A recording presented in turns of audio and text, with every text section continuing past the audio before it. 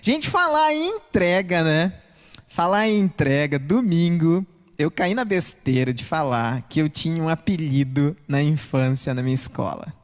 E aí eu disse que ia contar esse apelido, só que aí eu morri de vergonha. Eu falei, não vou contar não, vou contar só quarta-feira. Só que eu já vi que tem um montão de gente aqui que estava no domingo querendo saber o meu apelido. Então vamos lá. Eu primeiro tenho que contextualizar a história do apelido, né? Eu sempre fui o menor da minha sala, da minha turma, eu sempre fui o menorzinho, mais baixinho, mais mirradinho. Eu era bem magrinho, mas muito magro mesmo.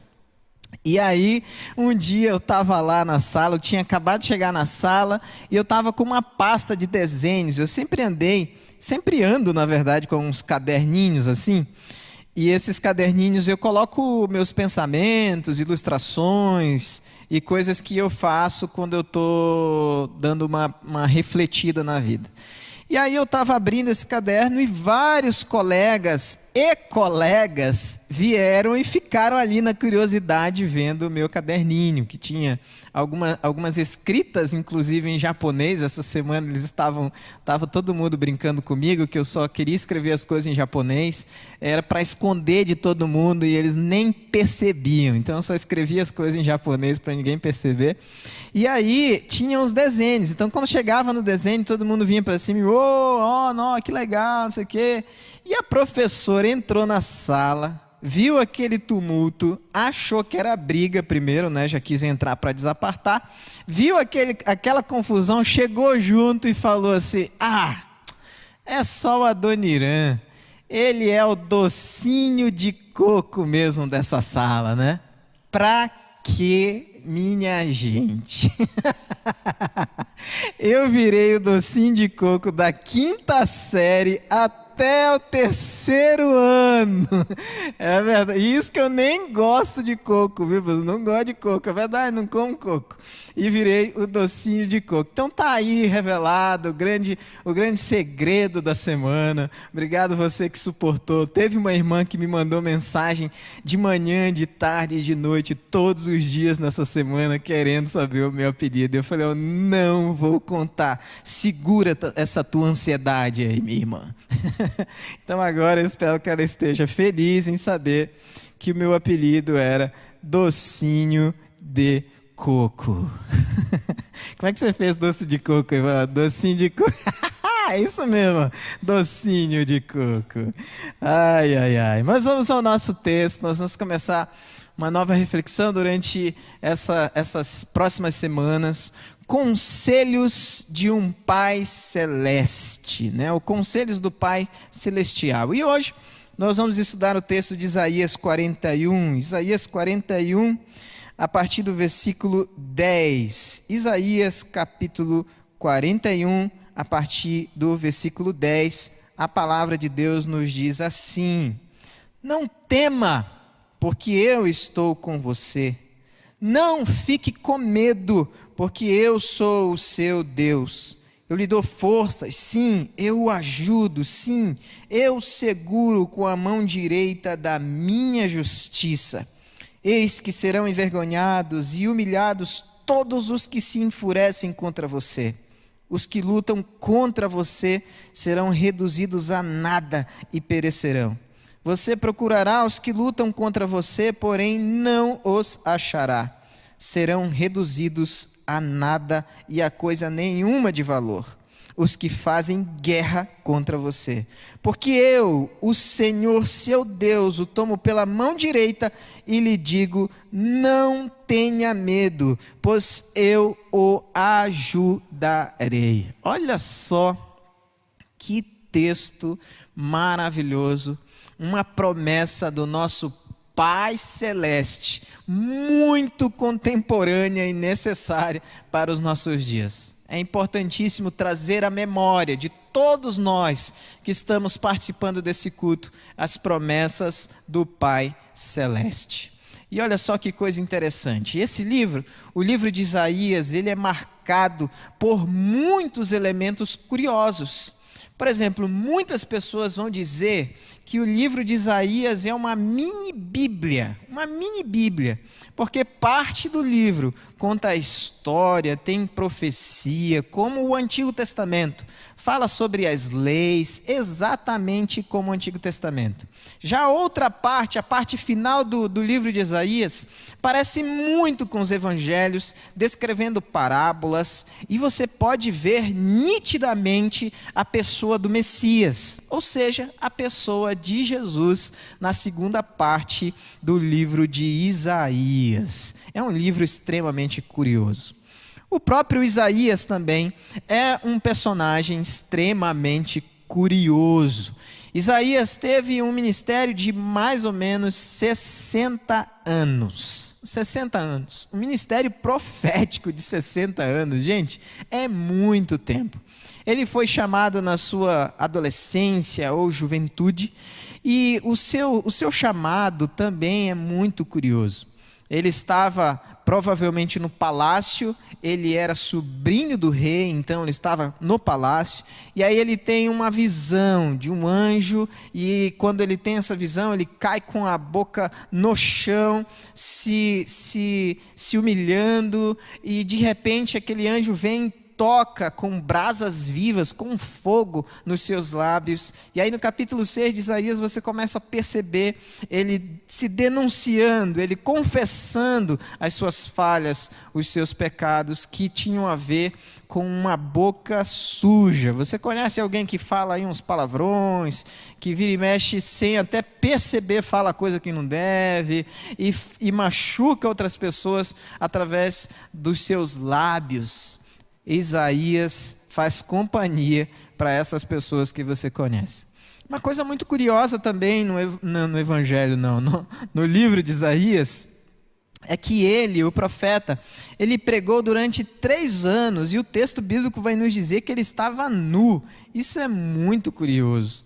Claro que alguns teólogos vão dizer que a nudez ela não era completa. Alguns vão defender essa teoria de que a nudez não era completa, ele estava despido, mas estava com uma espécie de sunga feita por uma roupa, um tecido que se amarrava nas partes íntimas. Mas só o fato dele estar vestido assim já era uma grande admiração, porque um profeta está se mostrando como alguém que está nu diante das pessoas.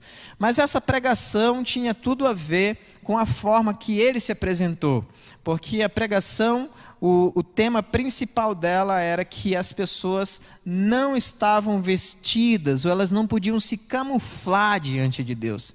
Ninguém pode se esconder de Deus. Ninguém. Você pode se esconder das pessoas, você pode inventar história para as pessoas, você pode contar coisas que passaram na sua vida e você acrescenta uma coisa ou outra, mas de Deus não. Ele sabe a real necessidade que você tem. Ele sabe a veracidade de todos os atos que você cometeu, viveu, falou, deixou de falar. Você não se esconde de Deus. Então, provavelmente, essa mensagem foi um impacto para a vida de muitas pessoas, primeiro porque viam aquele profeta, não costumeiramente, era ver profetas assim, mas viram aquele profeta despido. Deve ter sido uma cena para quem passava por ele e ouvia o sermão, na hora que virava, percebia que ele estava sem roupa. Todas essas coisas chamam muita atenção no livro de Isaías. Mas esse capítulo em especial tem algumas promessas do Pai Celeste que eu gostaria de compartilhar hoje com vocês, para que vocês lembrem dessas verdades e vivam isso, coloquem isso no dia a dia da vida de vocês. A primeira coisa está no versículo 10, que diz assim: não tema, porque eu estou com você. O nosso Pai Celeste nos faz uma promessa incrível aqui. Ele está conosco. Gente, essa é a maior e a melhor promessa que alguém pode ter na sua vida. Ter a companhia de Deus. Ter a companhia de Deus. Sabe aqueles momentos que você está acompanhado por um monte de gente, mas parece que não tem ninguém do seu lado? Sabe aquelas situações em que você se encontra, que aparece um vazio no seu ser, uma angústia inexplicável? Na verdade, se você buscar a face do seu Pai Celeste, Ele está ali pronto para te ajudar. Nesses dias de quarentena, nós temos nos virado para dar aula para os nossos filhos, né? E é muito interessante, porque tem um monte de coisa, um monte de matéria que eu não tenho a mínima ideia de como é que é mais.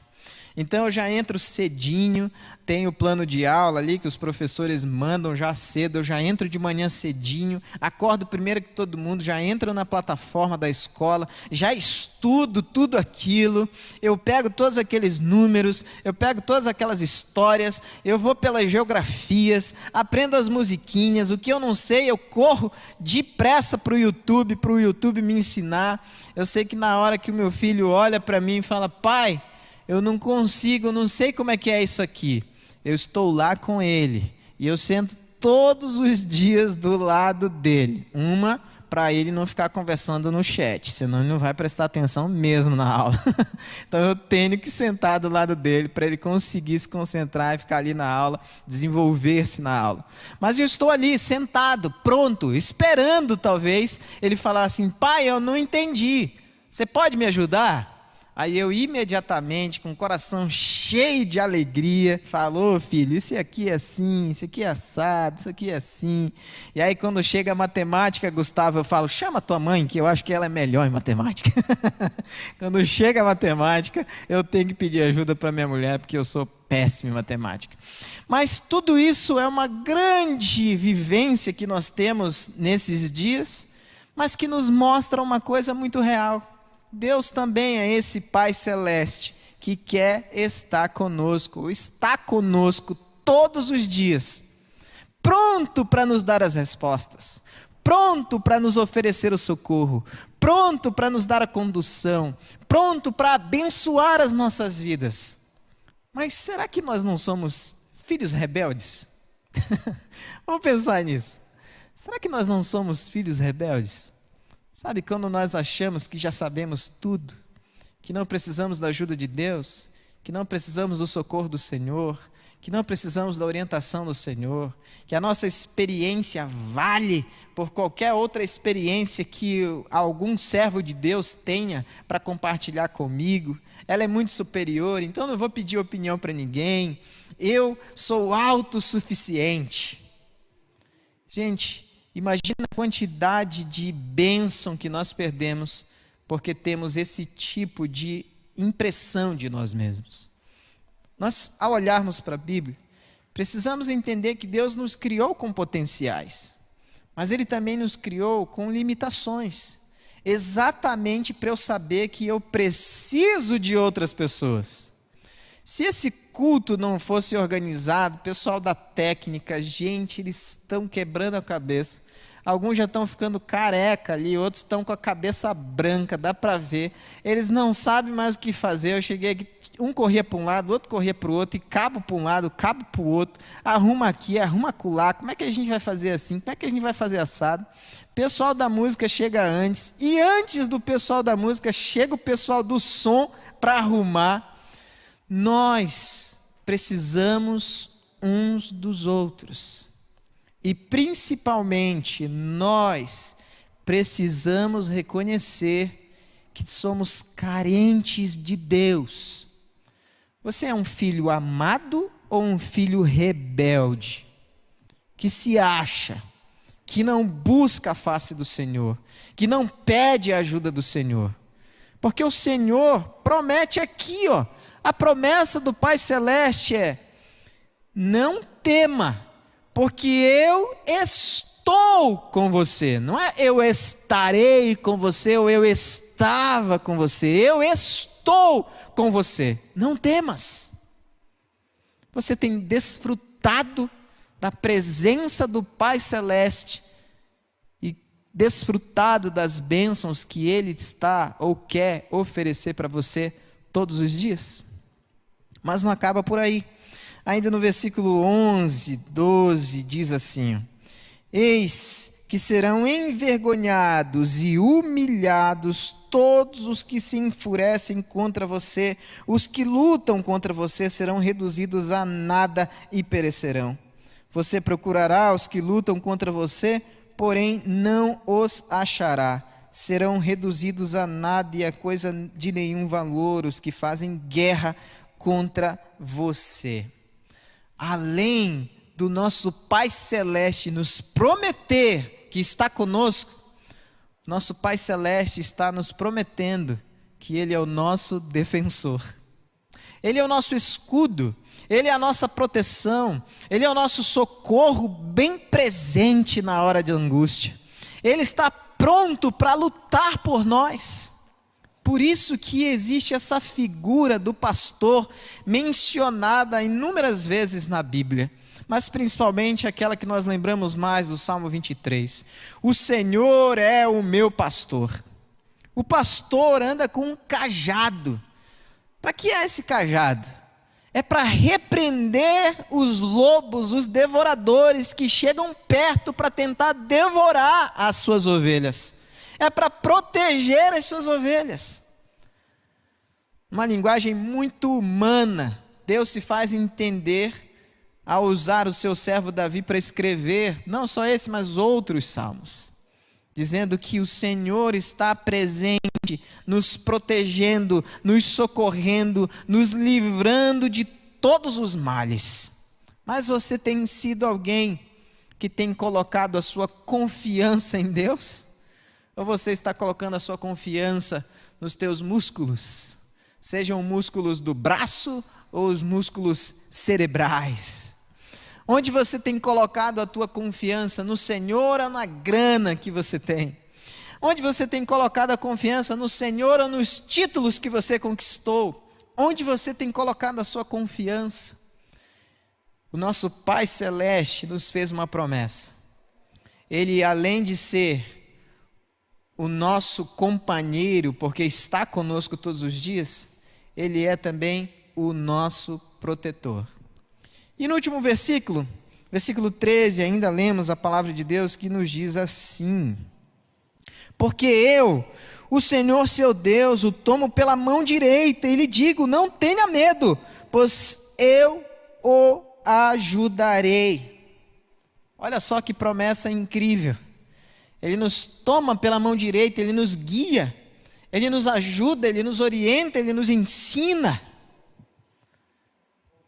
Como é que tem sido esses dias? Parece que esses dias são marcados por puro desespero. Mas se nós lembrarmos das promessas do nosso Pai Celeste, as promessas de Deus, não é a promessa de um homem, é a promessa de Deus, nós lembraremos que nós não estamos sozinhos, não. Nós lembraremos que um vírus pode se levantar contra nós, um desemprego, uma situação adversa, algo que desanima, que desespera, que nos afasta de Deus, pode se levantar contra nós. Mas é Ele o nosso escudo e proteção. E Ele está conosco. Mas não só isso.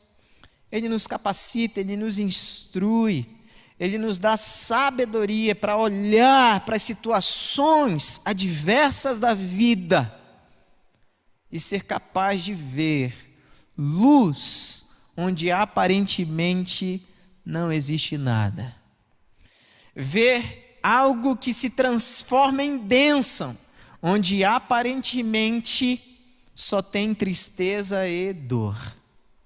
Mas para isso, eu preciso ser filho e ouvir as palavras do Pai. Eu estou contigo. Eu sou o seu protetor. Eu te conduzo pela tua mão direita. Te ensino, te instruo. Eu quero te abençoar. Você já é um filho de Deus? E se você já é um filho de Deus, você é um filho de Deus obediente. Porque filho de Deus tem um monte aí, né? Ou pelo menos se dizendo que é filho de Deus. Nós somos hoje quase 25% da população brasileira que se dizem filhos de Deus. Me refiro aos evangélicos. Mas a gente vê cada atrocidade, cada coisa que enche o coração da gente de vergonha, porque na verdade podem até ser filhos de Deus. Quem sou eu para julgá-los? Não tenho esse direito. Mas são filhos rebeldes. São filhos que não obedecem. E hoje eu queria orar por você que quer transformar o seu ser, que quer mudar a sua vida, que quer viver uma experiência nova, transformando-se de um filho desobediente em um filho obediente, de um filho que não compreende, que não aceita, em um filho que vive a vontade de Deus e aproveita e desfruta da presença diária do seu Pai. De um filho que sabe que não vai conseguir sozinho, por isso pede ajuda para aquele que é o seu defensor. E de um filho que clama por sabedoria quando o próprio Pai oferece essa sabedoria. Se você é essa pessoa, eu vou pedir para você, no final dessa oração, entrar no nosso site pibcuritiba.org.br/Jesus e você vai preencher um pequeno formulário para que nós possamos acompanhar você, ajudar você a compreender mais da vida com Jesus. Se você quer participar de um grupo de relacionamento, que nós chamamos aqui na igreja de célula, você vai entrar no nosso canal do Instagram, que é @koinonia com K_pib, e ali você vai mandar uma mensagem para nós. Você vai dizer assim: eu quero participar de uma célula. E essa semana mesmo você já vai fazer parte de uma célula, seja ela de casais, seja ela de surdos, seja ela de deficientes motores, independente da célula que você deseje, nós vamos ter alguma célula que você se encaixa perfeitamente. Nós vamos orar pedindo que o Senhor te transforme em um filho obediente que desfruta da presença, do cuidado e da condução do seu Pai. Essas são as promessas dele para você. Desfrute de cada uma delas. Vamos orar por isso. Senhor Jesus, muito obrigado, Senhor, por esse tempo onde nós podemos relembrar as promessas de um Pai Celeste. E hoje, ao olhar para essas promessas descritas em Isaías, lembramos que o Senhor realmente está conosco todos os dias, nos livrando do perigo, nos livrando da morte, nos livrando dos desastres. Pai, em nome de Jesus te agradecemos, mas o Senhor também tem sido o nosso defensor, tem ido à nossa frente. Muito obrigado por isso também, Pai. Obrigado porque o Senhor é que nos conduz, o Senhor é que nos abençoa. Mas pedimos agora, Jesus, que transforme o nosso coração, transforme a nossa mente num coração de filho obediente, de filho que obedece à voz do seu Pai Celeste. Em nome de Jesus oramos, Pai. Amém e amém. Acompanhe esse último louvor, acompanhe as fotos que foram enviadas para cá. No final desse culto, não esquece, pibcuritiba.org.br/Jesus. Manda ali o teu formulário preenchido, que nós vamos ter o prazer de caminhar com você. Vamos adorar o Senhor.